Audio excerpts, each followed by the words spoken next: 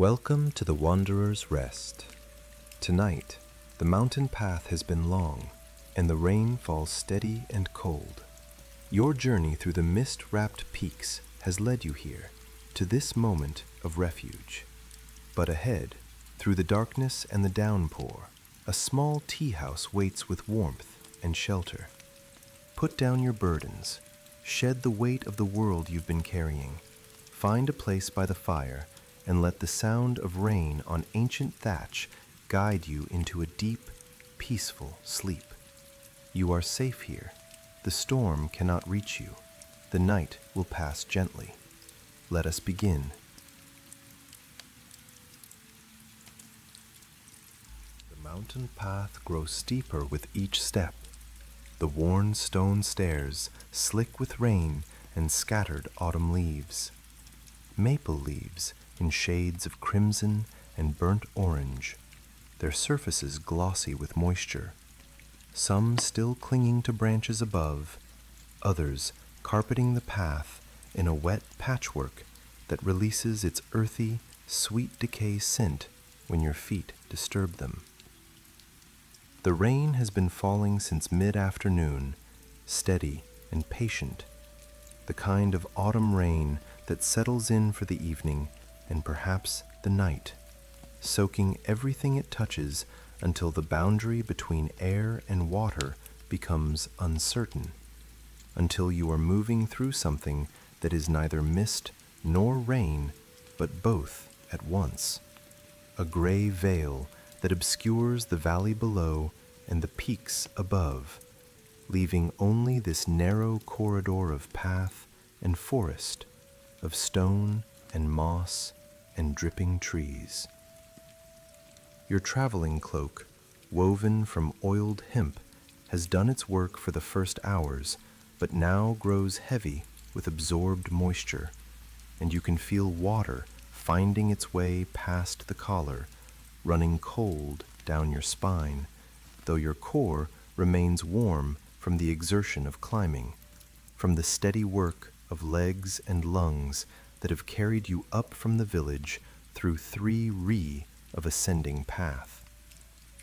The bamboo walking stick in your hand is slippery with rain, and you adjust your grip, feeling the smooth wood worn by countless other hands, other journeys, other seekers climbing to the hermitage that waits somewhere above in this gray-green twilight world of dripping cedar and pine. The forest around you is alive with the sound of water, not just the rain falling from above, but water everywhere, running down tree trunks in silver streams, dripping from branch to branch in irregular percussion, flowing across the path in small torrents where the stones channel it, gathering in pools that reflect the gray sky in dark mirrors before overflowing and continuing their descent. The air smells of wet bark and earth, and the particular green scent of moss, which grows thick on every surface, on the stones of the path, on the north sides of trees, on the wooden trail markers that occasionally appear through the mist, their carved characters softened by generations of weather and the patient work of moss filling every carved line with living green. Your breath comes heavier now as the path steepens further, and you can see each exhalation in the cool mountain air, small clouds that appear and dissolve, marking your rhythm, and you slow your pace deliberately, remembering your teacher's words. Walk as though you have nowhere to arrive, nothing to achieve. Let each step be complete in itself. And so you do, placing each foot with attention, feeling the stone through your straw sandals, noticing how your weight shifts, how your walking stick finds its placement, how the rain sounds different on the broad leaves of the undergrowth than on the needle-covered branches of the pines. Through a gap in the mist ahead, you catch your first glimpse of it. The Tea Hermitage, a small structure of weathered wood and thatch, built against the mountainside as though it grew there naturally, its roof dark with rain, its wooden walls silver gray with age, and from one small window, barely larger than your hand, a soft amber glow, the unmistakable light of fire, of human presence, of shelter waiting. The sight of it fills your chest with quiet gratitude.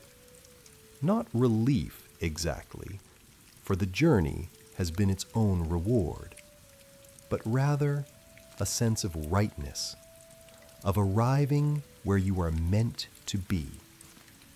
And you continue climbing, the hermitage growing more distinct with each step, and the sound of rain on its thatched roof becoming audible even above the forest's steady dripping. A deeper sound, more resonant, the sound of home.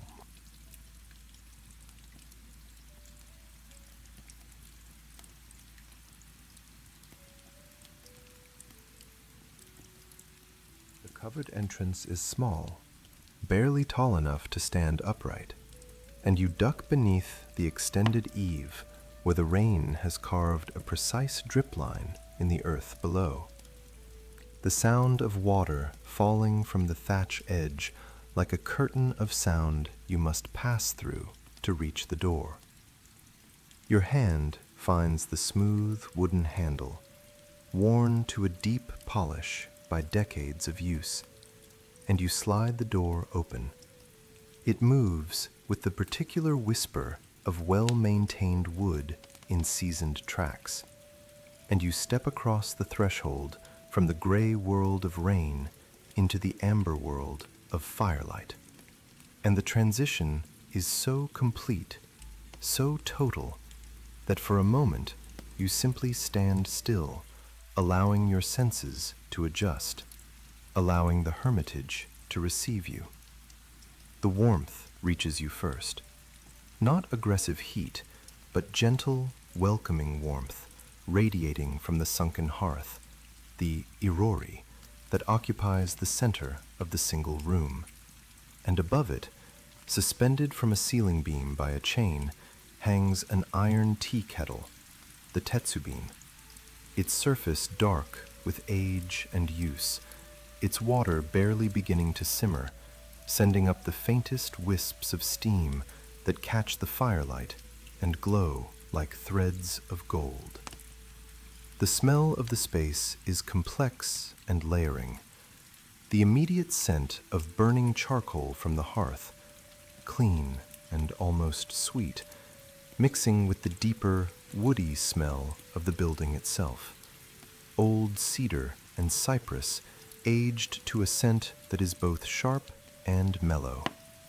And beneath these, the green earth smell of the tatami mats that cover the floor, their woven rush grass still holding summer's sweetness, though autumn is well advanced outside.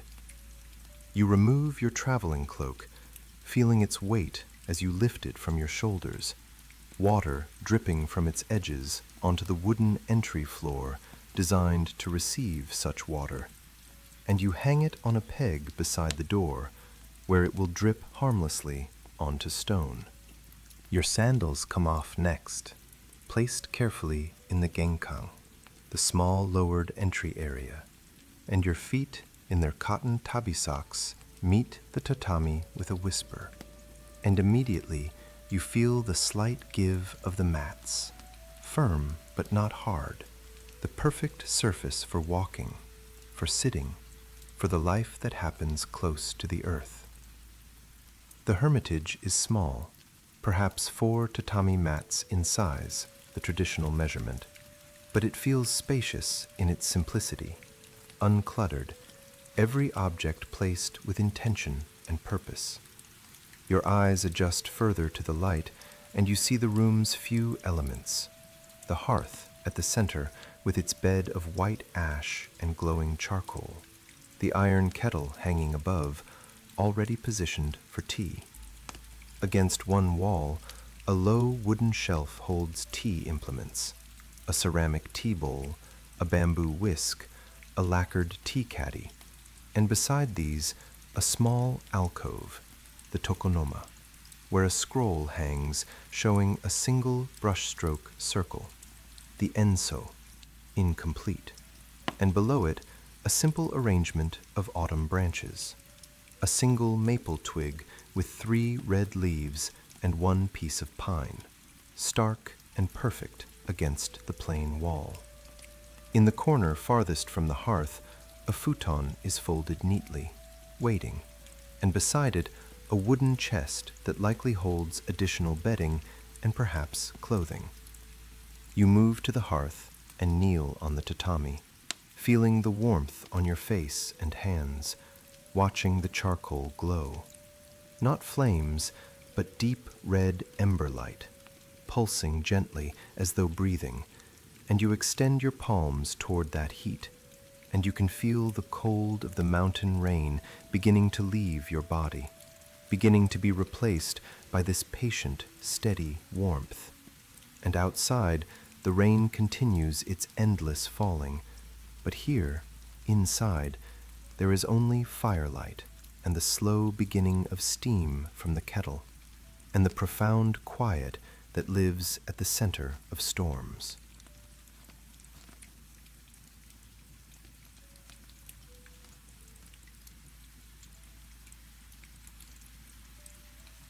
The charcoal in the hearth has burned down to the point where it needs tending, and you rise from where you've been sitting, your joints stiff from the climb and the cold, and you move to the corner where the supplies are kept, a wooden box holding pieces of binchotang, the white charcoal prized for tea ceremony, each piece carefully selected, and beside it, a small bamboo basket containing kindling, thin splits of cedar that will help encourage the new charcoal to catch.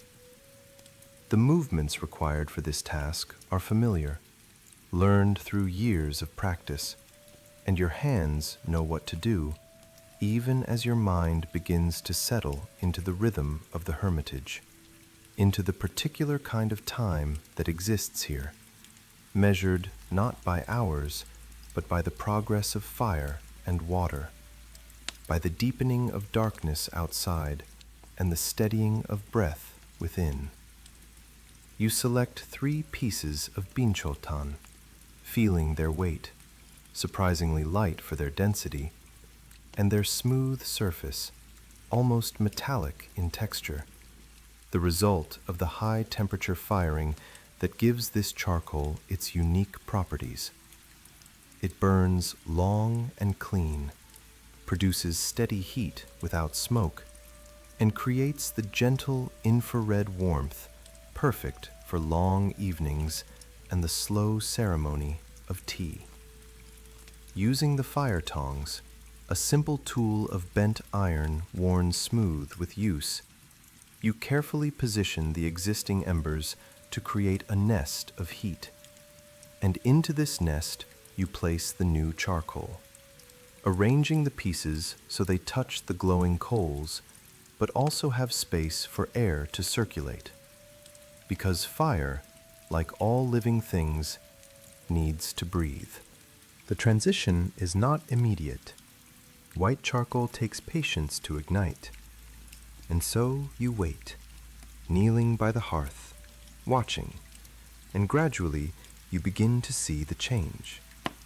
The places where new charcoal touches old coal begin to glow, faint at first, just a suggestion of red, but growing, spreading, the heat transferring from established fire to new fuel. And this process of transmission of one fire lighting another feels significant somehow, feels like a teaching, though you're not sure what the teaching is, only that it matters. This patient passing of light and heat from what is already burning to what will burn next. You add a few pieces of the cedar kindling, not because the charcoal needs help now. It is caught, is beginning its long, slow burn, but because you enjoy the sound and smell of it, the way cedar burns with a gentle crackling, the way its smoke carries that clean, resinous scent that has meant comfort and home for as long as you can remember. The kindling catches quickly, small flames appearing, dancing in the air currents created by the rising heat. And these flames illuminate the room more brightly for a few moments, throwing shadows that move and shift on the walls. And the iron kettle hanging above seems to absorb this light, its dark surface reflecting the fire in subtle ways. And you notice now that it has begun to sing. Not the full rolling boil yet, but the first stage. The stage the old tea masters called fish eyes, when small bubbles form at the bottom and release with tiny sounds. And soon it will progress to string of pearls, and finally to the full voice that signals water at the perfect temperature for tea. You settle back from the hearth, satisfied with the fire's progress, and you realize that your clothes, though still damp, have begun to dry, that your core temperature has stabilized, that the cold of the mountain rain is becoming a memory rather than a present sensation. And outside, the rain continues, steady and endless. But inside, the hermitage grows warmer, the fire breathing its patient heat into the small space. And you breathe with it, your chest rising and falling in rhythm with the flame's slight flickering. And time slows, stretches, becomes something other than the thing you knew in the valley below.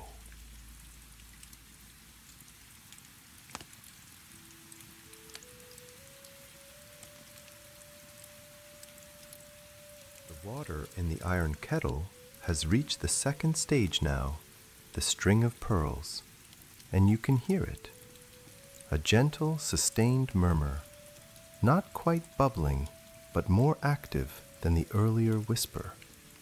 And you know that soon it will be ready, will reach that perfect point where water is hot enough to release the tea's essence, but not so hot that it burns the delicate leaves and makes them bitter. Tea, you have learned, is a practice of precise attention, of finding the exact right temperature, the exact right duration, the exact right pressure when whisking, and all of this precision in service of something that ultimately cannot be controlled, cannot be perfected, can only be approached with sincerity and allowed to unfold as it will. You rise and move to the low shelf where the tea implements wait, and you take down each item with both hands, with the respect due to tools that serve a sacred function, even if that function is as simple as making tea for one person on a rainy night in a mountain hermitage.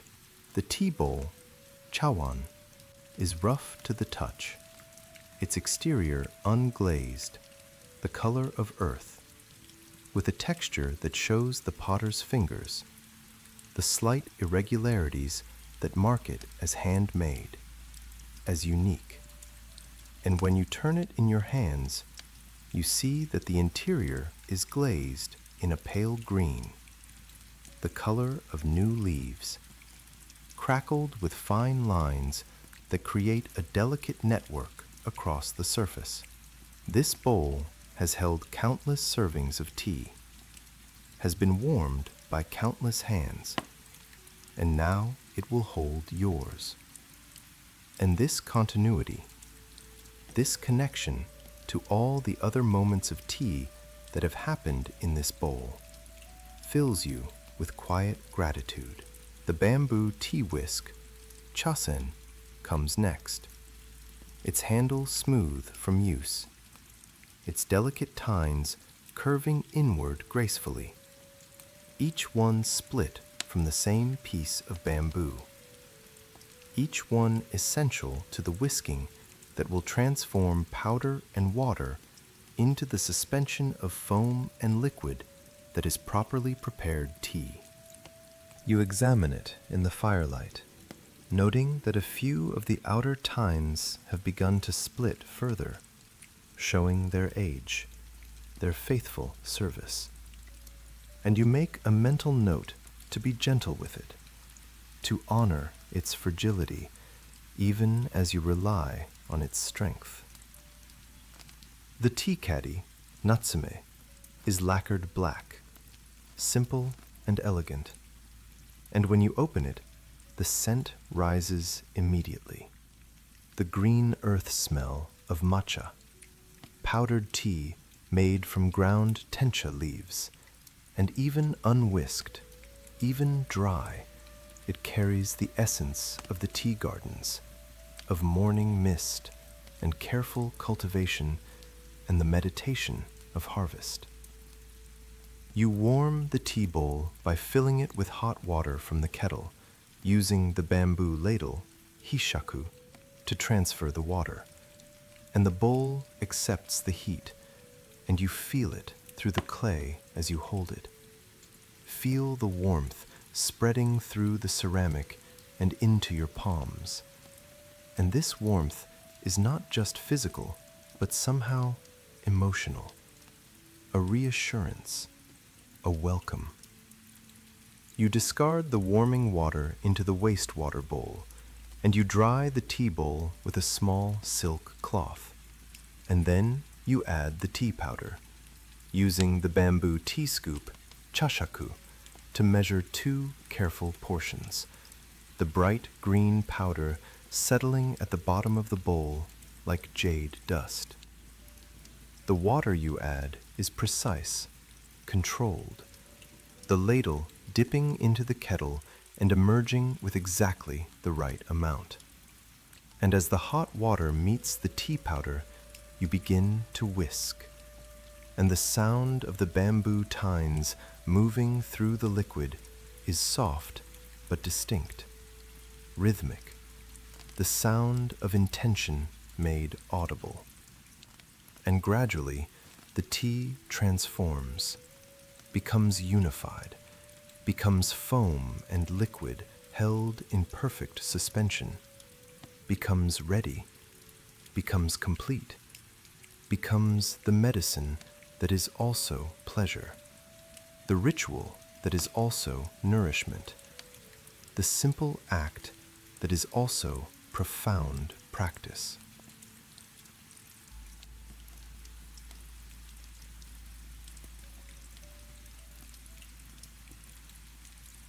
You lift the tea bowl with both hands, the traditional gesture of respect, of receiving rather than taking, and you turn it in your palms, once, twice, the ritual rotation that ensures the bowl's front, whatever subtle marking or imperfection designates it as such, faces outward, away from you, an act of humility, of acknowledging the bowl's nature before consuming what it offers.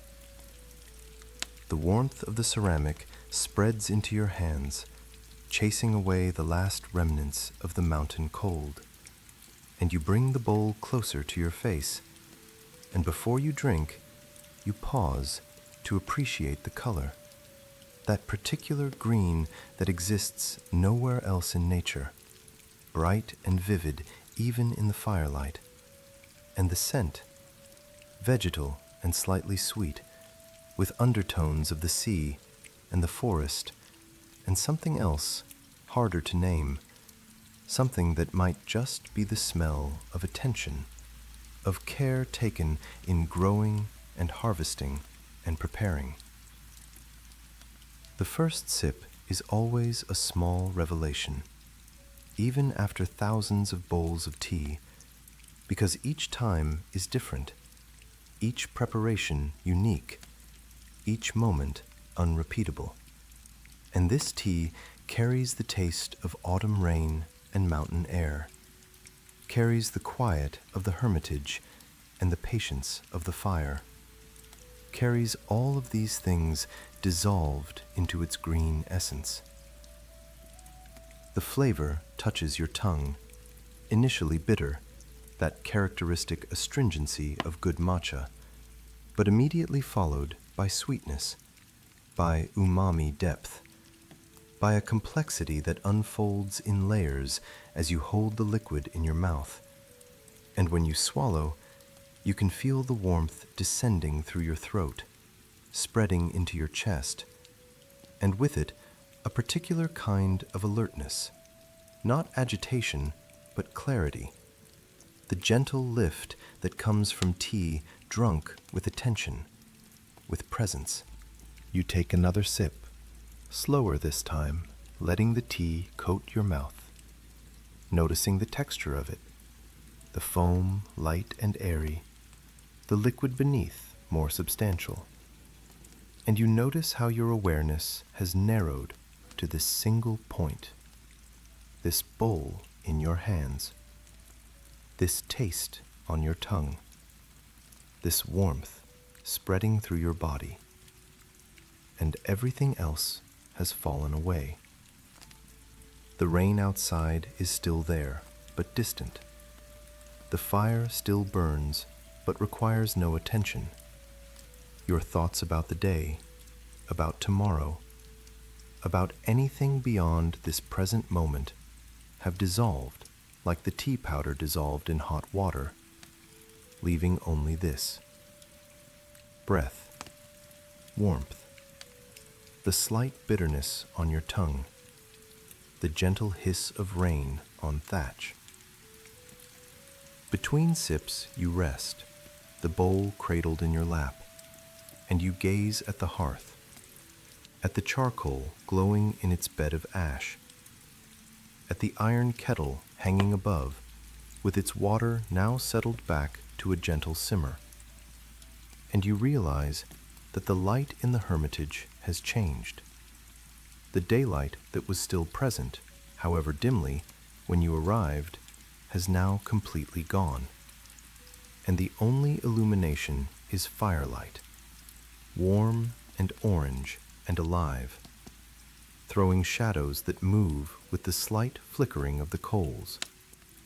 And this transition from day to night has happened so gradually, so naturally, that you cannot pinpoint when it occurred, only that it has, and the world outside has become fully dark, and the world inside has become fully this: fire, tea, the sound of rain, the profound quiet that is not absence but presence, not emptiness but fullness. The final sips of tea are cooler, the foam has settled, and the flavor is different now, less bright, more mellow, the bitter and sweet finding a deeper balance. And when the bowl is empty, you hold it still for a moment, appreciating its weight, its warmth, the service it has performed.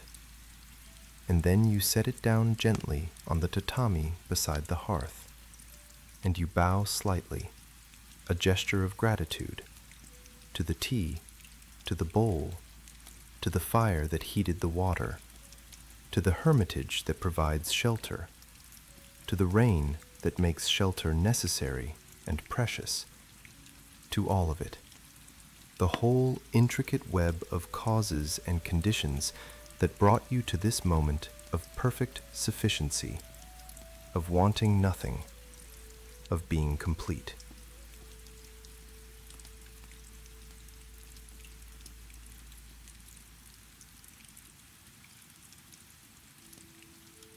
From the wooden chest in the corner, you retrieve your provisions. Simple food carried up the mountain in a cloth-wrapped bundle. And as you unwrap it, the contents reveal themselves in the firelight. 2 rice balls, onigiri, formed this morning before your departure.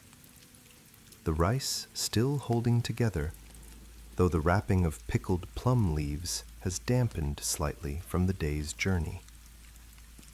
And beside these, a small portion of pickled vegetables, daikon radish and cucumber, in a bamboo container, and a single piece of grilled fish, mackerel perhaps, wrapped separately to preserve its delicate texture.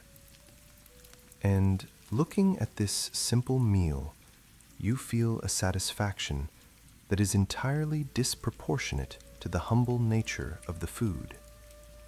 Because hunger, you have learned, is the best seasoning, and the Hermitage has made you ready to receive this nourishment, has prepared you, through the climb and the cold and the tea, to appreciate these simple things as though they were delicacies. You arrange the food on a small wooden tray, taking time to make it beautiful despite its simplicity. The rice balls positioned just so, the pickled vegetables fanned out to show their colors, the fish placed with its head pointing in the traditional direction. And this act of arrangement is itself a form of gratitude, a way of honoring the food and the hands that prepared it, and the earth that produced it, and the rain that waters that earth. You place the tray on the tatami beside the hearth, where the firelight will illuminate your meal, and you sit in the formal seiza position, your legs folded beneath you, your spine straight, and you bring your palms together in a brief gesture of thanks, and then you begin to eat. The rice ball is cool, but not cold. The rice grains sticky enough to hold together, but distinct enough to have texture. And the pickled plum leaf wrapping has infused the surface with a subtle sour salt flavor that makes the natural sweetness of the rice more pronounced. And you chew slowly, thoroughly, tasting not just the rice, but everything the rice contains. The summer sun and the water of the paddies, and the labor of planting and harvesting, and the art of cooking it to exactly the right consistency. Between bites, you pause, resting, allowing your stomach to register what you've eaten. And you notice that eating slowly like this, with attention, makes less food feel like more, makes sufficiency easy to achieve, makes the boundary between hunger and satiety something you can feel clearly rather than something you cross without noticing. The pickled vegetables provide contrast, their sharp acidity and crunch against the soft, yielding rice, and you appreciate this interplay, this conversation between different tastes and textures. And when you reach the fish, you eat it carefully, aware of bones, taking time to separate flesh from skeleton. And the fish is sweet and slightly oily in the way that mackerel is, its richness satisfying in small amounts, and you eat only half of it, saving the rest for morning, practicing the discipline of enough rather than the habit of all. When the meal is complete, you gather the remains, the empty wrappings, the fish bones, and you place them in a small basket designated for this purpose, and you wipe your hands on a damp cloth, and you drink a ladle of plain hot water from the kettle, cleansing your palate, warming your belly further, and you feel fed not just in body, but in something deeper, some part of yourself that hungers not for food, but for this: attention, simplicity, the practice of being present even in the most ordinary acts, even in something as basic and necessary as eating rice on a rainy night in a mountain hermitage, far from everywhere, far from everything except what matters.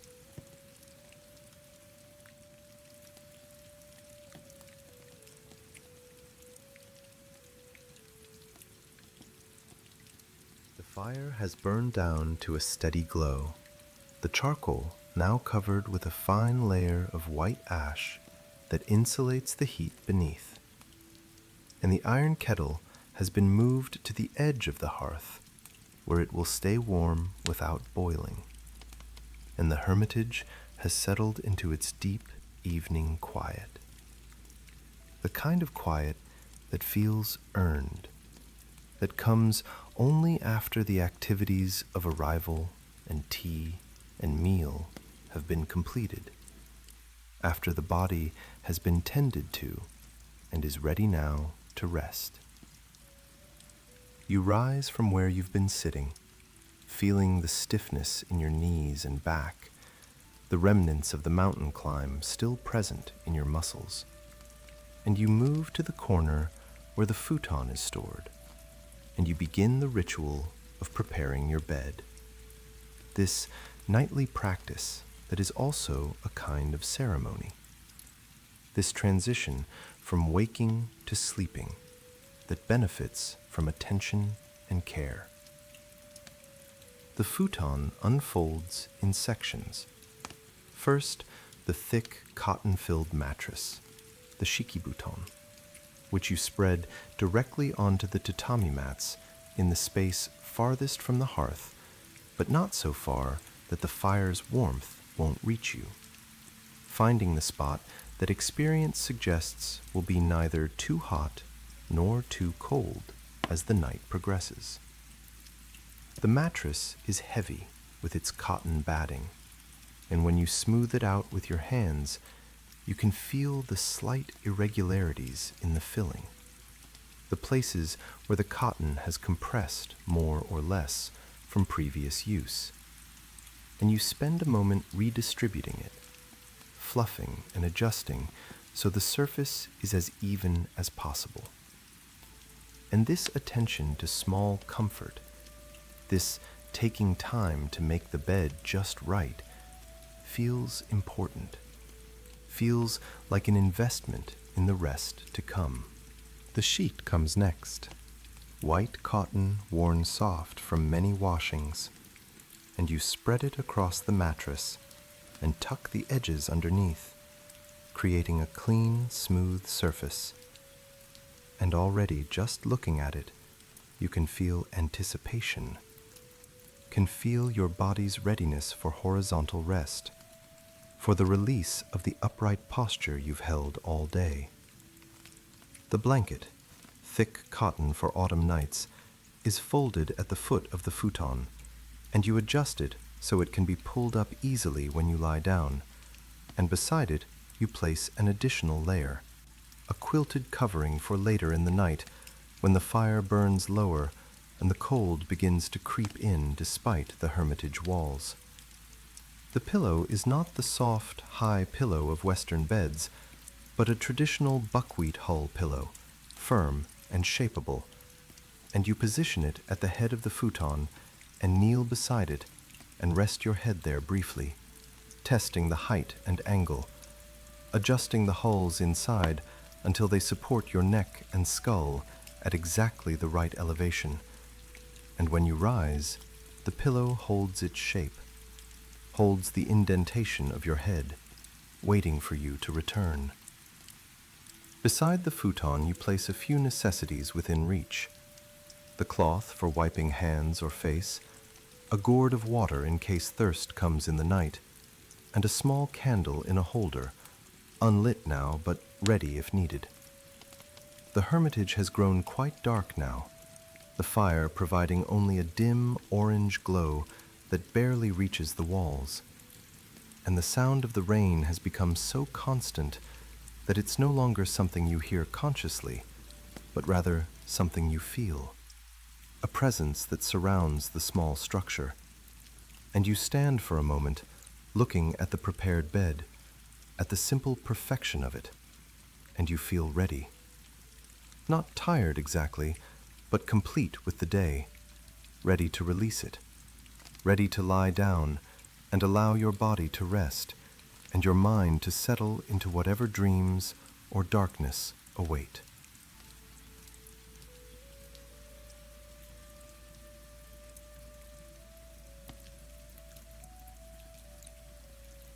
You lower yourself onto the futon, feeling the slight give of the cotton mattress against the firm tatami beneath, and you lie on your back first, arms at your sides, looking up at the ceiling of the hermitage, barely visible in the dim firelight, wooden beams darkened by years of smoke and age, the thatch above them invisible in shadow, but present in your awareness, knowing it's there, knowing it's what stands between you and the rain that continues its patient falling.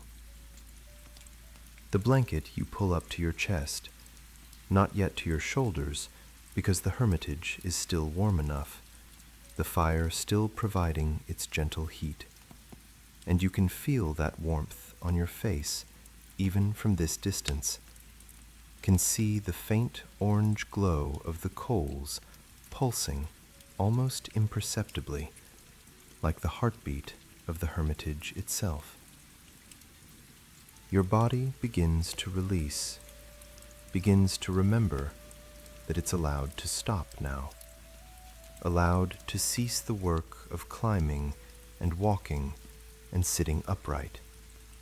And you feel it happening in stages. First, your feet and legs growing heavy, the muscles finally letting go of their readiness, their preparedness for movement. And then your hips and lower back pressing more fully into the mattress, and your shoulders dropping, the tension you didn't know you were holding there beginning to dissolve, and your jaw unclenching, your tongue resting easy in your mouth, your eyes closing, not from effort, but from the simple weight of eyelids that no longer need to remain open. The sounds of the hermitage layer themselves in your awareness as consciousness begins its slow descent towards sleep. The rain on the thatch is the foundation, constant and unchanging, a sound like the ocean, or like static, or like nothing else in the world except rain on thatch. And within that sound, you can distinguish variations. The slightly different pitch where water hits the roof's peak versus where it runs down the eaves. The occasional heavier drop from accumulated water in tree branches above. The soft gurgle where water flows through the bamboo gutter. The fire contributes its own quiet voice. The occasional tiny crack as charcoal settles, the faint whisper of heat rising, and your own breathing adds to this symphony, slow and deep, beginning to synchronize with the rain's rhythm without your intending it, just happening naturally, the way such things happen when the body is ready for sleep. Your thoughts, which were present and active during tea and meal, have grown quiet now, not absent, but distant, like voices heard from another room. And when they do arise, They're fragmentary, disconnected. The image of a red maple leaf on wet stone. The taste of tea still faint on your tongue. The feeling of the mountain path under your feet. But these fragments don't connect into stories, don't require attention or response. They simply float up and drift away like the steam from the kettle, appearing and dissolving, leaving no trace. The hermitage breathes around you, the wood settling with tiny creaks, the thatch shifting infinitesimally under the weight of accumulated rain. And you breathe with it, and the mountain breathes beneath it, and the rain breathes above it. And all of these rhythms, hermitage and mountain and rain and breath, merge into a single, slow, patient pulse. And you are held by it, cradled by it, and the fire burns low, and the night deepens, and the rain continues its ancient falling.